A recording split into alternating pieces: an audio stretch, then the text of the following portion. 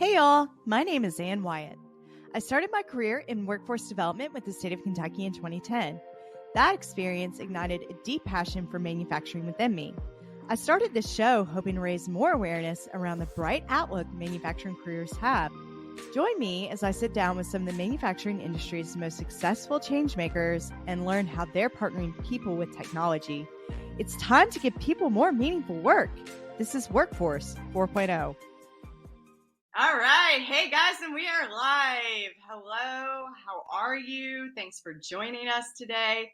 You guys, I am super stoked today because we have the one, the only, the manufacturing rock star, Chris Luecke, with us as our guest. Hey, Chris, how are ya?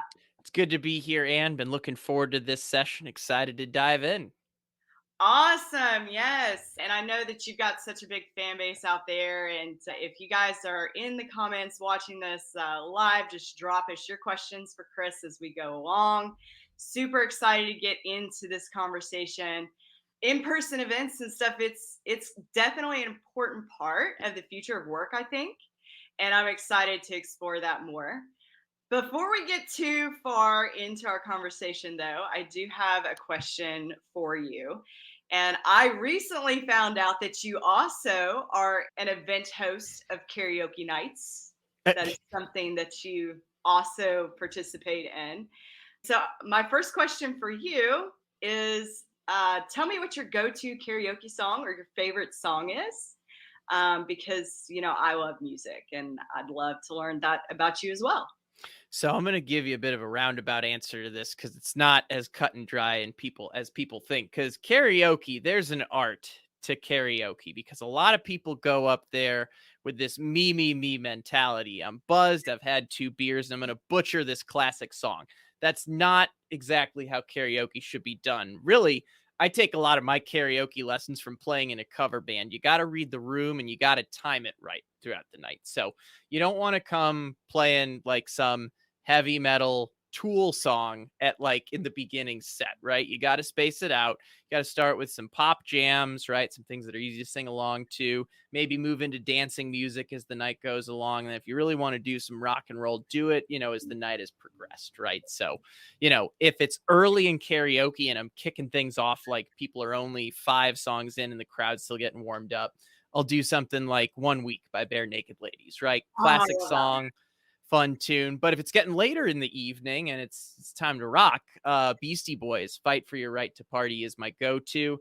And I would say a secret with both of these songs. I'm not much of a singer. Both of these don't require that extensive of a vocal range. Like you can get by with, let's say, average vocal talents on these songs. Those are the things I factor in. Timing, vocal range. Those are a couple of my go-to karaoke songs. Probably more than you or your audience wanted in that answer, but there you go. No, I needed all that information so that I know now how to proceed in future events that I could host as well. So feedback, just real quick. So Alanis Morissette, where are we on that as being a good starting? I think that's fine. I'm trying. Can you name one of her songs? I can't figure out. I always get her confused with really Michelle Branch and all the, what was the name of that one? All I Really Want. Okay. Yeah. I mean, I would mix that probably earlier in the night, right?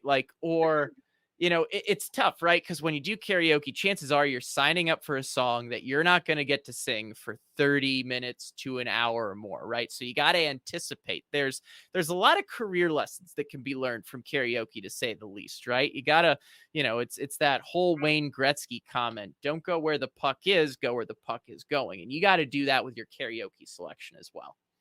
Absolutely. I love that. Well, thank you, because, I'm making some mental notes for sure on that as well. So that's awesome. Yeah. I think when I was in Charlotte and you were in Florida for Rock Live, you were doing a karaoke night as well. So that was pretty cool. It was a good time. Excellent. Yeah. So to kind of get started into the conversation a little bit, let's go ahead and kick it off. I think that we all know that you're the host of your own podcast, right? Manufacturing Happy Hour.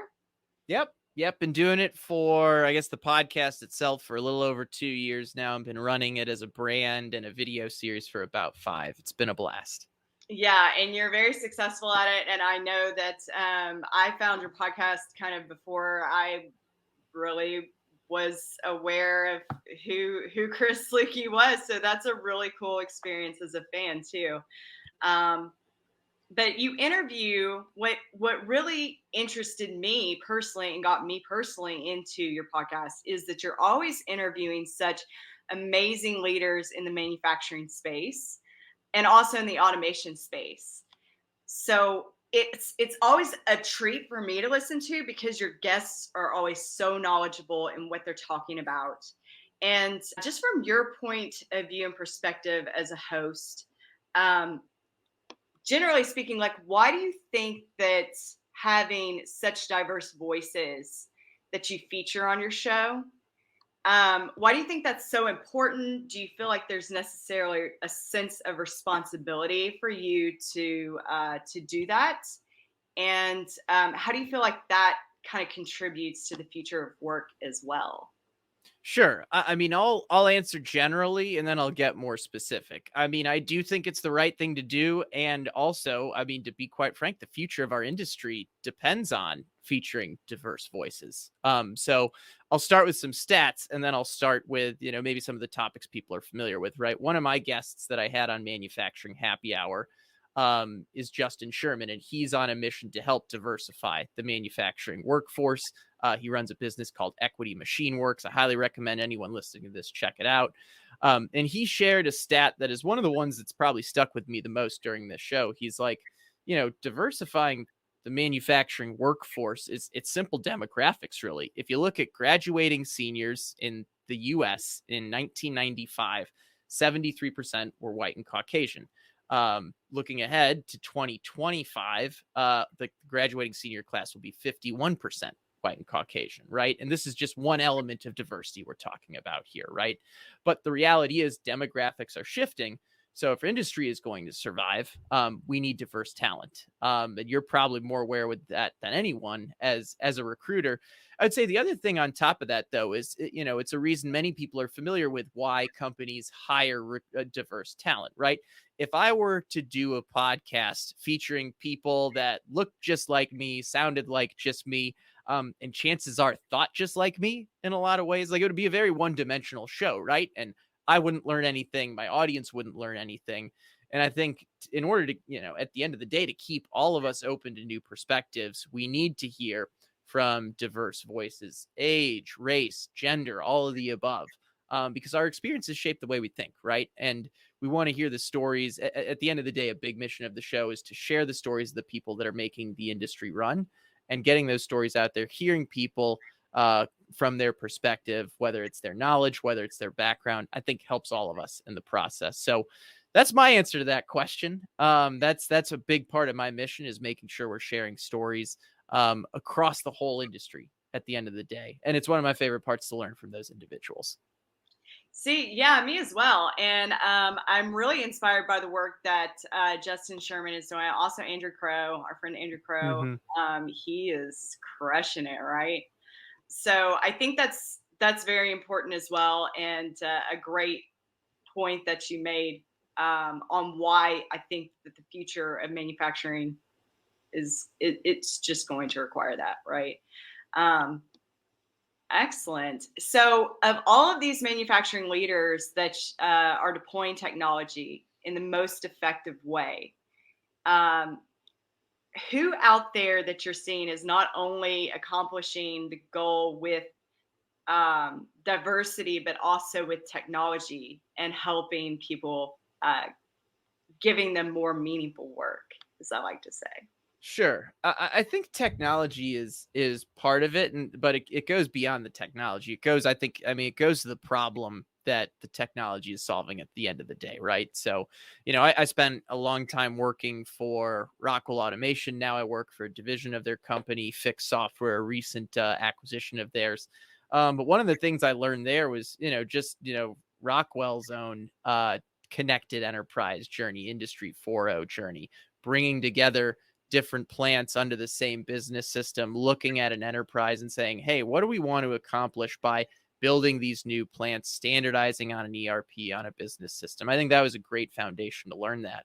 Now where I see a lot of people doing cool things with technology, it's ones that allow it to do a simple problem that's easy to grasp, right? Like whether it's digitizing maintenance software, moving it from a paper-based platform to a digital platform.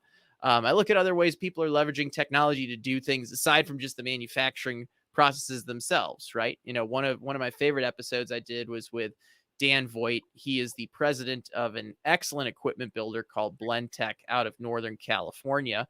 And they leverage their tools to enable, like all of us, a hybrid work environment. But I think it goes beyond having the tools. But, one thing I learned from Dan is that, hey, there are certain tasks that we do really well when we're remote, and there are certain tasks that we do really well when we're in person. The reason I'm going this direction is to say that, hey, technology is just one piece of it to kick it off, but it's looking at the processes and the habits that develop from using that technology.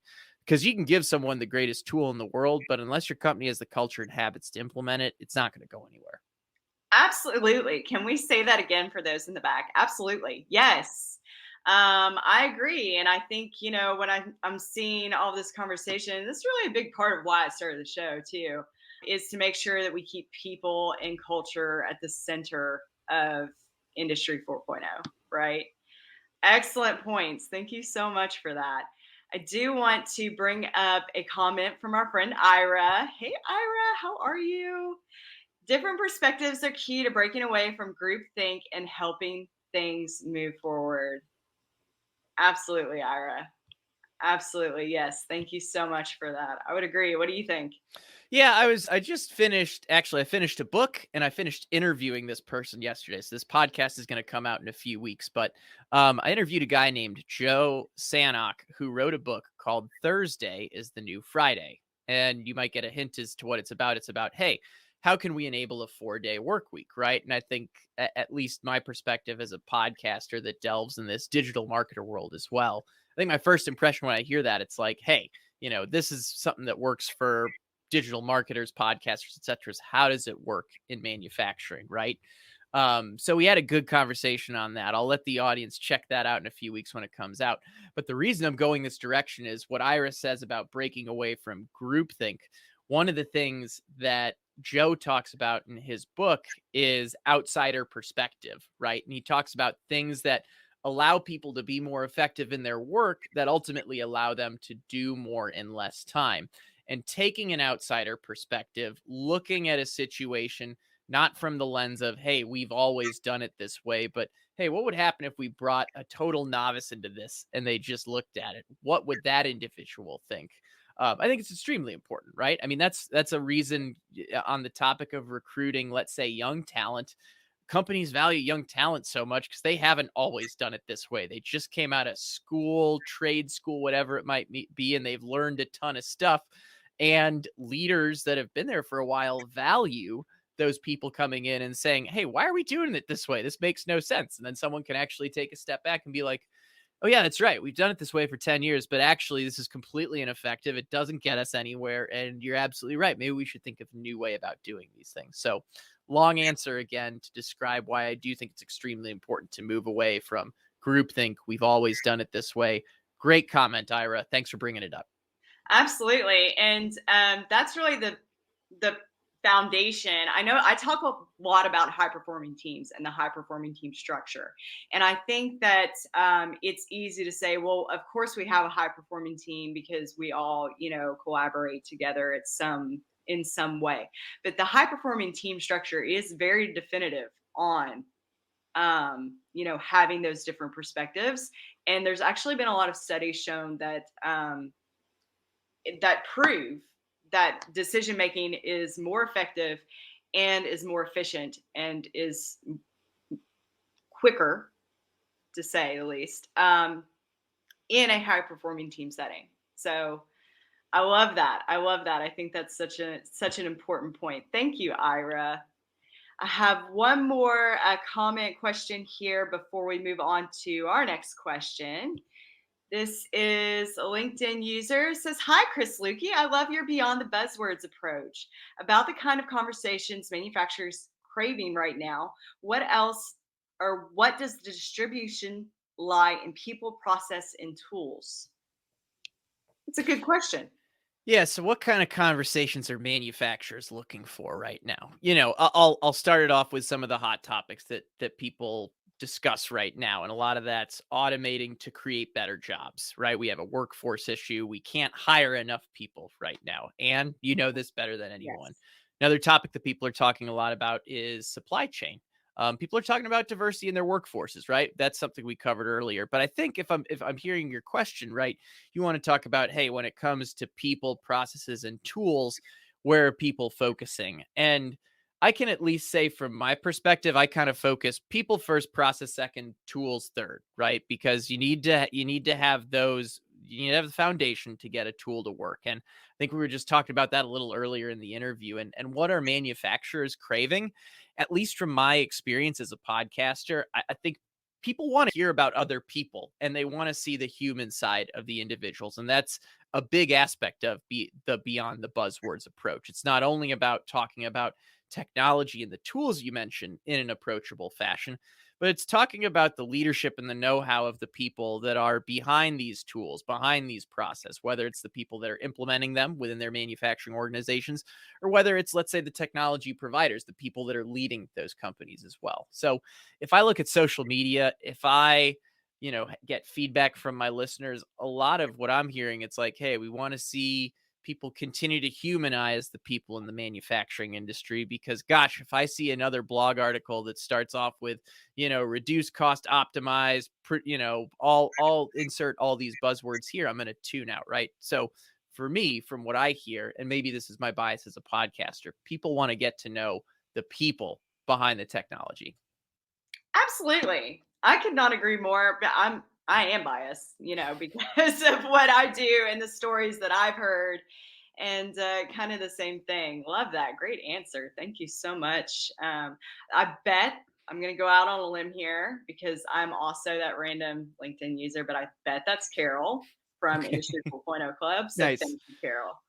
Um, so switching gears just a little bit in our next question, you not only do all of these amazing things with your podcast and your show, you're not only doing amazing things with in-person events, you're also really walking the talk. And I'm just really proud of this certain scenario. But you just recently had the chance to go to, was it Cedar Point, an I was at amusement park? Cedar Point. Certainly a high. I mean, going to Cedar Point in general is always a highlight of my summer. But I think I know where you're going with this. So please continue the story. I didn't mean to jump in too quickly. No, no, you're fine. But you had the chance to talk to young students about mechanical engineering, and I think that's awesome. Can you tell us a little bit more about your experience and working with them? What your highlights of that experience were for you? hmm Kind of get into that for us. Yeah, I mean, first of all, I love speaking in front of a group. I guess that probably doesn't come as a surprise as a podcast or someone that loves jumping on camera and behind the microphone. But I had an opportunity to be a part of their engineering day in May this summer to speak to a group of middle school and high school students about, basically how does automation work, right? And one of my favorite examples to describe how automation works is a roller coaster. I actually just got back from Europe riding roller coasters. For anyone that doesn't know me, roller coasters are an obsession of mine. I've traveled around the world to ride them. But I also think it's a really easy example for, let's say, someone that's never encountered automation or mechanical engineering before to start to understand how it all plays in. So the way I describe automation is it's like the nervous system behind a roller coaster. It's all the electronics and controls that you don't see behind that cool ride. The sensors that make it start and stop and operate safely. All the controllers that tell things when to start, stop, all the safety features. So I went through that whole talk with that group, and let's be honest. One of the reasons that I was excited about that was I wanted to become an engineer because of roller coasters. The first time I rode roller coasters, I don't know if this is good career advice or bad career advice, but in fourth grade, I had decided what degree I wanted to get because my parents told me engineers designed roller coasters. So I didn't have to think any further than that. I'm like, that's it. That's what I'm going to do. And on the topic of our conversation today, Anne, I mean, the reality is if we want to get people into the manufacturing workforce, we got to be thinking more than 5, or 1, 2, 3, 5 years ahead, right? We got to be thinking 10 and 20 years ahead. And getting the next generation to understand what our industry does, what people like us do, is a key aspect of that. So, I was excited. I thought it was a great opportunity to pay it forward. There was this was at the encouragement of my mother. Actually, I took a picture there. I think the first time I visited Cedar Point in 1997, I was 10 years old. She's like, you got to go back and recreate that photo while you're there. Stand in front of that same roller coaster, take that photo, same pose. And I went ahead and did that. Right. So I'll be sharing that on social media later just to kind of describe, hey, it's our responsibility to inspire the next generation while they're young. I appreciate you bringing that up, and that was absolutely a highlight of one of the things I did this summer. And I hope we get a couple mechanical engineers, electrical engineers out of that from that crowd. Absolutely. I think that's so relatable because what kid does not like roller coasters, first and foremost? And it's just the perfect opportunity to take something that they're passionate about or something they enjoy, right? That they don't really associate with work, right? And create an opportunity to talk about engineering. And I just thought that was so cool. I saw that photo. I thought that was such a neat idea too. So kudos to your mom because that was a very cool idea. I saw that on your Twitter, and that was really cool to I'm see. I'm glad I did that. I'm pretty sure it was something I originally approached with an eye roll, as sons, regardless of their age, sometime do with their mothers. But kudos to mom on that one. I'm glad we pulled that off. Absolutely. I've got a couple more comments to go over here before we get to our next question. You guys are blowing these comments up. I love you guys. Thank you so much. This is awesome. So Evan White from Factory Fix, our friend Evan, says, great conversations. Two rock stars talking about the tools you need to succeed in a high-performing team setting. The industry needs more of this. Thanks, Evan. I think we both agree. Always good to see Evan out there. Yeah, it's cool to see the tools that are in the recruiting spaces now. I'm sure your job has changed over the years, and like the technology does not just impact the processes on the factory floor; it's all the things we do. So, Evan, thanks for jumping in. Always good to see you on social media or in person. Absolutely, yeah. Yeah, so the recruiting business is 100% SaaS based. Yeah, It's yeah. all in the cloud. Mm-hmm. Which is awesome. It offers a lot of flexibility, and we will get more into that here as we go along. Luke Small says digital transformation is not about technology. Love that order of people, process, tools, and tech. Well, thanks, Luke. I hope you're well. It's good to see you. And then our friend Rob, who is another rock star. Hi, Rob. I see you. It's all about the roller coasters. Yeah, it's awesome, right? Yeah, I Awesome. agree. I agree. Rob, our buddy, is based up in Seattle, actually, which is a surprising area where there aren't a ton of roller coasters. There are some up there in the Pacific Northwest, but you got to go search them out. It makes it all the more interesting for me to want to go up there and ride the ones that are there sometime.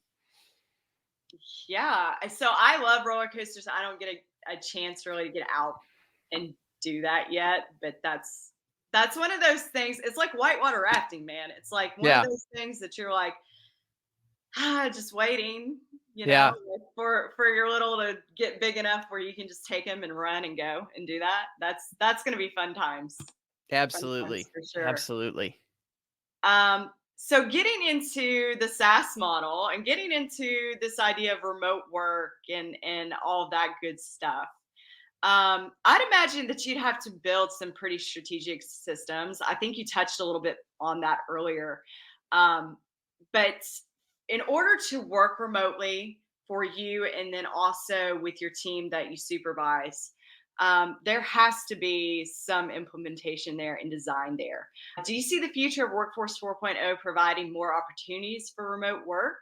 And how can companies prepare themselves to integrate this model into their internal workforce? Yeah, I mean, I definitely see it being the future of work, right? Even in manufacturing. I think that's what's, if we're in a competitive hiring market, it's going to be manufacturing companies that are able to say, "Hey, you can work for us, but also we have a sabbatical. You can work remotely. We have a 4-day work week instead of a 5-day work week," right? All these things are going to be differentiators. Some of them already are, to be quite frank, right? So, yes, I think remote work is the future. I think it's a huge differentiator for employers. I also think there's a lot of onus on the employees, the team members, the leaders that do take part in remote work. I really just started doing it this year, like going somewhere like a destination like New Orleans, like Berlin, setting up shop and working there for a while. And I think I've learned a couple things, right? I was in New Orleans for a month and I was able to take care of creative work. I was really able to get into my routine. When I was working remotely in Berlin, it was really for like a week and I was just in execution mode, response mode. Mhm. Like there really wasn't a time for me to get set to be like, okay, this is where I'm going to work on my business instead of in my business, right? So I think there's, employers need to figure out, hey, like I mentioned earlier, Dan Voigt has talked about the hybrid work model he's implemented at Blend Tech. It's figuring out what works well in person, what works well remotely. And I think it's, employers and employees alike or solopreneurs need to figure out what allows them to work effectively. Because I can tell you, I loved being in Europe for a few weeks, taking a little vacation, working remotely. I'm also just as excited to be back home for like 2 straight months where I can get into some really disciplined work on my business, do some things that have been on my plate for a while, rather than just being in response and execution mode. So, roundabout answer there. I do think remote work is the future, and I think we're already seeing it from some employers out there. So I'll share with you, I've had the same experience. You do have to be very intentional when you're working remotely and you're traveling because you do, if you know you're going to be somewhere short periods of time, it is hard to get settled in. And you do have to really be kind of in execution mode and kind of have everything essential. I call it essential business functions, Yeah. which it works very similarly when when you have littles that are home and you're home and for in those weeks, like right now is a good example for me. So it's more like essential, you kind of go into that essential model where you just do the things that have to be done, right? And yeah, to piggyback on that, like when I was in New Orleans, right? I think there are also good things that come of it, right? You get more effective. Like you're like, Mhm. I'm going to stop working at 6 p.m. today, right? Because I want to go have a po' boy and see a jazz band, right? So there is an element where you start, let's say, eliminating some of the tasks that you realize weren't value add, right? They weren't helping you, they weren't helping your clients. So you do get more effective and disciplined. So there are some incredible things you can learn from it beyond just the being in a different city, embracing a new culture, being around new people. I think there's a lot to be learned from that as well. Because I know, Ann, you've seen it, and maybe some of the listeners have seen it. When I'm traveling, I'm sharing all the things I'm learning from seeing the way that culture functions, from seeing the way they've embraced industrial technology as well. So there's a lot of things that can be learned in that process that are very positive also. I agree. Yeah. Yeah. You're always very informative. And I know you have the Anthony Bourdain goals. I feel as though you're achieving those goals for sure. So you're fun to follow and always sharing stuff you're learning. And so I think your audience learns a lot from that as well. So, my last question for us today before we close out. One of the main reasons that I've asked you to be a guest on Workforce 4.0 is to really talk more about the importance of what you're doing with the hosting, the happy hour events, like in person, and then the other social networking opportunities. I feel like this is important from what I've experienced working remotely, but I want to get your thoughts as well. But how important are these kinds of events in team building and providing stronger cultures in our manufacturing workforce? I think it's huge, especially coming off a 2+ year pandemic, right? I mean, obviously it's still a thing, right? But people are anxious to get back together. It's a great opportunity to connect. There's a lot of serendipity that happens from these events, right? And some of them, they're just some things you can't recreate remotely, that have to happen live, right? And to be honest, the whole live aspect of manufacturing happy hour, these events, that was part of the idea from the get-go. For some background for people that might not know the full manufacturing happy hour story, I started it when I was a sales guy in San Francisco, that was calling on a younger audience out there. And in doing that, I'm like, okay, I want this cool platform where I can drink a beer with a product expert and talk about some Rockwell technology, but I also want to be able to throw a real manufacturing happy hour and bring my clients together and have them share ideas, right? So, from day one, that was always part of, let's say, the double meaning of manufacturing happy hour.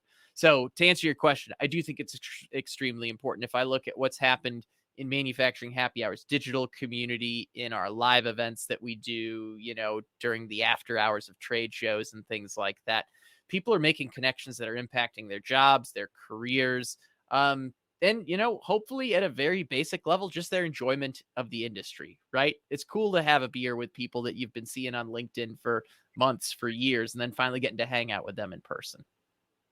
Absolutely. And I agree. And from a culture and team building perspective, for me, it gives you an alternate environment, right? So if I'm showing up at a show and I'm speaking on a panel, I'm wearing black, I'm dressed like Mhm. in what we would call like you were in a Kappa Sigma, right? Is that Yep. right? Yep. So Yep. you're in your blacks, okay? Like, pearls, professional, very, authoritative posture almost. And then, it doesn't really give much opportunity for approachability, Mhm. right? You want people to be people. You want them to have those opportunities to be people with each other. And sometimes people, it builds more relationships when you give them a more casual, laid back environment to do that. And they can kind of take all of that like professional masking off and say, I've enjoyed following you on LinkedIn. I've enjoyed your content. And it just gives you that extra level of, seeing each other as humans. And I think Exactly. it's got to be a huge factor, especially when we talk about remote work. You have to create those opportunities for your workforce, I think, for sure. Yeah, I mean, from day one, it goes back to, one of the listeners commented on going beyond the buzzwords, right? A big part of going beyond the buzzwords is rolling up your sleeves and having a real conversation with someone, very similar to what we've done today, Ann, right? Like, we want people to be able to go out to the bar with their colleagues or someone they just met at a trade show and feel like, hey, this is the type of conversation I can have with someone when I'm having a beer with them, right? It doesn't need to be something that's limited to a boardroom or the halls of the conference, right? So it always goes beyond that. Awesome. Well, we are at time today, and I know your time is valuable to you. I appreciate everybody that has come and watched the episode today and has blown up the comments. Rob, we see you. You're amazing. And thank you to everybody else that had questions for Chris today. Chris, if somebody wants to reach out to you, what's the best way to connect with you? Yep, LinkedIn is a great spot to find me. I should be, I think, one of the only Chris Lueckes on there that's spelled that way. Otherwise, hey, make sure you tune into Manufacturing Happy Hour wherever you get your podcasts, iTunes, Spotify, all the niche spots, or manufacturinghappyhour.com. And then on social media, we are MFG Happy Hour on Twitter, Instagram, TikTok, all those spots. But manufacturinghappyhour.com, great central hub to find all of that.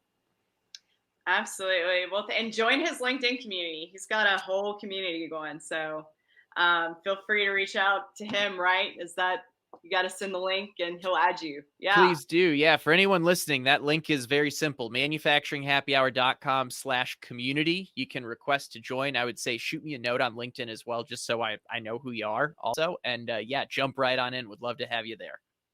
Absolutely. Well, thank you, Chris. I really appreciate your time. Very valuable conversation, and looking forward to doing it again sometime.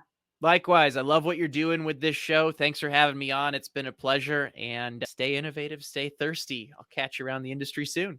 Absolutely. Sounds good. Thank you guys. Cheers.